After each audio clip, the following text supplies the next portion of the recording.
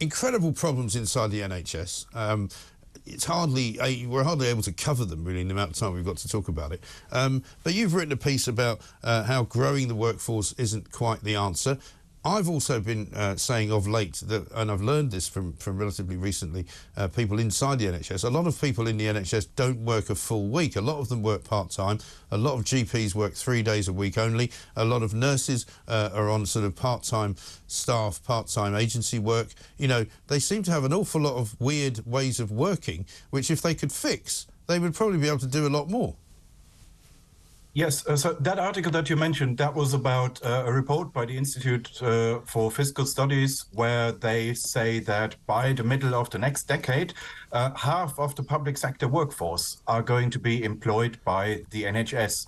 So this takes us to a situation where the old Kingdom of Prussia was once described as a military with a country attached. And you could say by the middle of the next decade, Britain is going to become a health service with a country attached. Yes. It's not in principle a bad thing that you have more people working in healthcare related professions. It's just that if you have a monolithic system like the one we have, this automatically means that the state is going to grow in size, and this takes us in a very socialist direction. Well, it does, because I think 40% now of what is largely spent by this government on various public sector scenarios is going to the NHS. And when I still hear doctors say, well, the thing is, you know, it needs more investment. It doesn't. It's got too much investment, and there's nobody inside the system who understands how to spend budgets or even to make budgets, because they keep spending money on the wrong things, it seems to me. Well, yeah, we are now in the top 10 globally on healthcare spending as a proportion of the economy. If that system is underfunded, then I guess almost every healthcare system in the world is underfunded. Yeah. So there was a time, I mean, Tony Blair had this promise a little over 20 years ago where he said, I'll raise healthcare spending to the European average. Probably made sense at the time. In the 90s, it was broadly true that the NHS was a fairly Spartan system.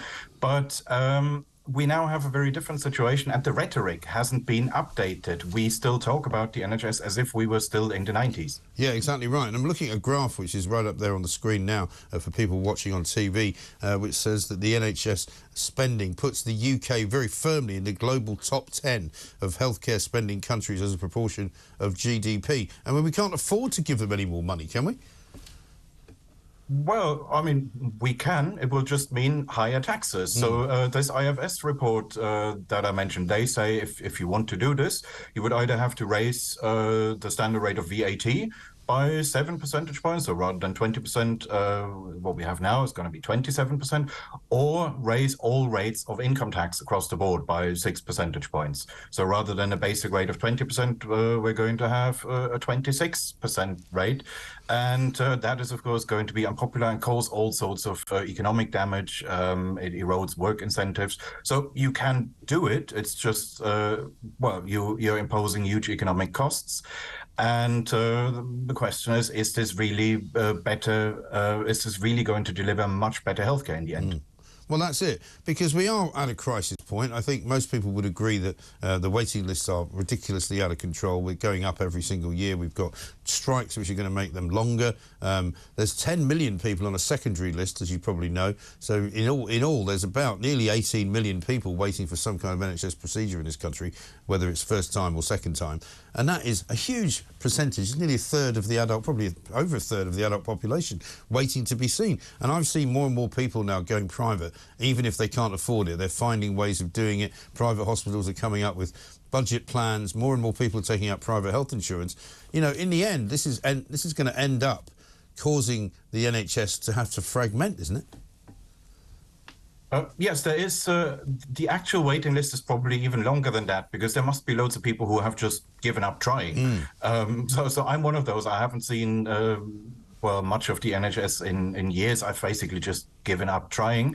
And even the official waiting list is now the longest it's ever been. And at some point you will have half of the country being on a waiting list of some sort. So, yeah, I mean, it does lead to some people seeking private healthcare on the side. And there's nothing wrong with private healthcare in principle. It's just that it's being done in an ad hoc, chaotic way. Yes. Where you will then, of course, have what NHS defenders are always warning about, which is a two-tier system where access to healthcare does, to some extent, depend on your ability to pay. I'd say if we had a more market-oriented system where most healthcare was provided privately in a competitive setting, but with subsidies for people who can't afford it, then we wouldn't have this problem. We don't see this problem in most of the private or semi-private continental systems. No, that's right, because they seem to work better. We've seen another list coming up just to your left there on the screen of the numbers of people being forced to wait for such a long time to get some kind of procedure that they die while they're waiting. These are figures from the Times data collection, which was done this week.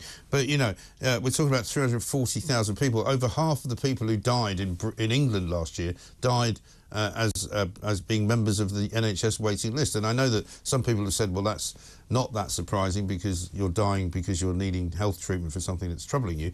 But it's still far too high as a number for me. Yes, I wouldn't take those figures at face value, because being on a waiting list doesn't mean that it's for something life-threatening. So this does include people who are waiting for a knee operation or a hip replacement. If somebody dies while they're waiting for that, that's not what killed them. But we knew well before these figures came out that we still have elevated excess death rates, and they just refuse to go back down to where they were before the pandemic.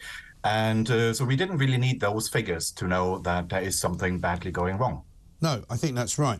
But, I mean, the other problem, I think, with the private sector is that large proportions of the work done in the private sector is actually done by NHS consultants. And I've always thought that was wrong. You know, I've always thought that you should either be in the private sector or in the public sector. You shouldn't be allowed to do both. Very ironic that consultants were told during the last strike if they wanted to do private work while they were on strike from the NHS, that would be OK. Well, yeah, that sets bad incentives. Really? But even in normal times, the problem is you get doctors telling you, OK, you can get this or that procedure. I would recommend you to do that privately. And, of course, the private GP, the private sector operator who's going to provide that is going to be the same person. So they're referring you to themselves, but at a higher rate, of course. Yes. So yeah, this is normally you would have to have some agreement where you just rule out conflicts of interest, where you say you can offer some things privately, but this has to be something that's strictly in addition to the regular healthcare that you get on the statutory system. Right.